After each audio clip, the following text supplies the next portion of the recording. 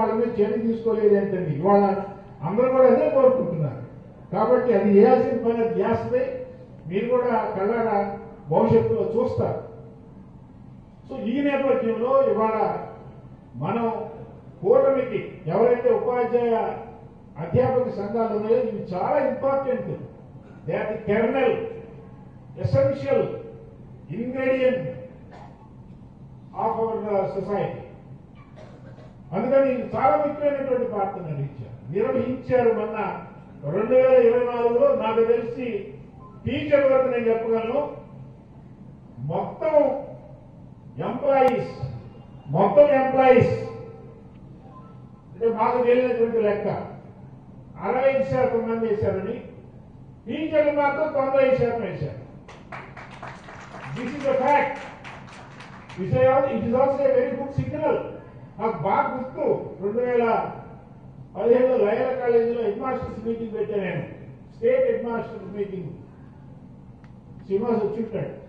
ఆ మీటింగ్ లో ఒక మాట అన్నాడు ఆయన, 2004లో నేను ఓడిపోవడానికి ప్రధాన కారణం టీచర్ అని చెప్పాడు ఆయన.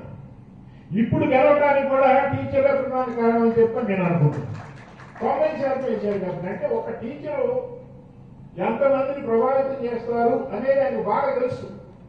The role of the teacher not only in teaching, in shaping the society, but also in shaping the mind of the voter. That is also very important. నేను చూశాను, మీరు ట్రంప్ ఓడిపోతాడంటూ నాకు తెలిసాడు. అల్టిమేట్ గా గ్రౌండ్ లెవెల్లో ఓటర్స్ ఏమనుకుంటున్నారు అనేది చాలా ఇంపార్టెంట్. అందుకని ఇవాళ ఏదో నేను ఇక్కడికి వచ్చి ఇక్కడ ఎవరు మాయ చేస్తే అర్థం చేసుకున్న వాళ్ళు ఎవరు లేరు. అందరూ కూడా ముదులు ఇక్కడ ఉన్నటువంటి వాళ్ళందరూ అన్ని విషయాలు తెలిసిన వాళ్ళు. ఇక్కడికి వచ్చి మాట్లాడమంటే ఒక్కొక్క 4 గంటలు మాట్లాడతారు. అన్ని విషయాల మీద మాట్లాడతారు. అమెరికా గురించి మాట్లాడమంటే మాట్లాడతారు, ఇంగ్లాండ్ గురించి మాట్లాడమంటే మాట్లాడతారు, రాజకీయాల గురించి మాట్లాడమంటే మాట్లాడతారు, అశోక్ రావు గురించి మాట్లాడమంటే మాట్లాడతారు, నా గురించి మాట్లాడమంటే మాట్లాడతారు, ఇక సబ్జెక్ట్ గురించి మాట్లాడమంటే మాట్లాడతారు. అందుకని మీరన్నీ తెలిసినటువంటి విజ్ఞానం. అందుకని ఇవాళ మనం ఇంకొకసారి నిరూపించుకోవాల్సినటువంటి అవసరం ఉంది. అలా నువ్వు మాత్రం అధికారంలోకి రావు, నేను అధికారంలోకి రానియు, నీ పని అయిపోయింది, నువ్వు రాకుండా మంచిది, నువ్వు తట్టపుట్ట సర్దుకొని వ్యాపారం నువ్వు చేసుకో అనేటటువంటి సందేశాన్ని ఈ ఎన్నికల్లో, రేపు మార్చిలో జరిగేటటువంటి ఈ 2 ఎన్నికల్లో నేను ఉత్తరాంధ్రలో కూడా గెలవాలని కోరుకుంటున్నా. అందుకని ఇవాళ రాజా గారి నేపథ్యం కానీ అలాగే రాజశేఖర్ గారి నేపథ్యం కానీ వాళ్ళిద్దరూ తెలుగుదేశం పార్టీలో మెరకల్ లాంటి నాయకులు. ముఖ్యంగా రాజా గారు, ఆయన యువకుడు. రాజా గారి గురించి తెలియనటువంటి వాళ్ళు ఉండరు. మంత్రిగా కూడా పనిచేశారు కాబట్టి అంత మంచి వ్యక్తిని మనం ఎన్నుకోకపోతే మనకే నామోషం. ఎప్పుడైతే 2019లో తెలుగుదేశం పార్టీని గెలిపించినప్పుడు ఈ రాష్ట్రంలోనే కాదు ఇతర రాష్ట్రాల వాళ్ళు కూడా తల వంచుకున్నారు. ఏంటి ఆంధ్రప్రదేశ్ ప్రజలు ఇలా చేశారు ఏంటని చెప్పి.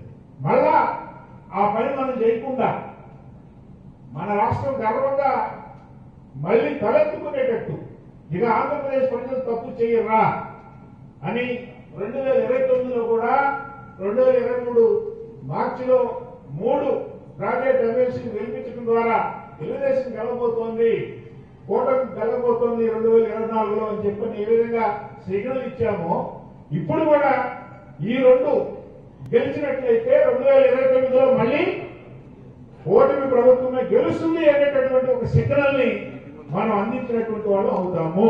దీన్ని దృష్టిలో పెట్టుకుని ఇవాళ అనేక ప్రాంతాల్లో మేము తిరుగుతున్నాం. కృష్ణా జిల్లాలో, గుంటూరు జిల్లాలో, వెస్ట్ గోదావరి, ఈస్ట్ గోదావరి జిల్లాలో తిరుగుతున్నప్పుడు మాకు అద్భుతమైనటువంటి ప్రతిస్పందన వచ్చింది. మీరు చూస్తుంటారు, గుంటూరులో పెట్టాము మీటింగ్, మెగా మీటింగ్, 8,000 మంది వచ్చారు. గుర్తుపెట్టుకోండి, ఇక్కడ ఉన్న వాళ్ళందరూ కూడా బహుశా ఆ రోజు వచ్చింటారు, ప్రెస్ వచ్చింటారు, మీరందరూ కూడా వచ్చింటారు. అందరం ఎవరు అనుకోవాలి అంతమంది వస్తారని, అంత టర్నౌట్ ఉంటుందని అనుకోవాలా. కానీ దాన్ని బట్టి నాకు అనిపించింది ప్రజల్లో తెలుగుదేశం పార్టీ కూటమి పట్ల ఉన్నటువంటి ఇమేజ్ చెప్పు చెదరలేదు అని చెప్పారు. అందుకని ఇవాళ మళ్ళా ఒకసారి మనం ఏంటో నిరూపించుకోవాల్సినటువంటి అవసరం ఉంది. అది మనమే చేయగలం, ఓటర్లు చేయగలదు. అల్టిమేట్ గా ఓటర్లే అంతిమ న్యాయ నిర్ణేతలు. కాబట్టి ఇవాళ మనం ముఖ్యమైనటువంటి పాత్ర నిర్వహిస్తున్నాం. కాబట్టి మనం ఎలా రాజప్రజా ప్రజ అంటారు, as the teachers, as the employees, so the general public. అవునా?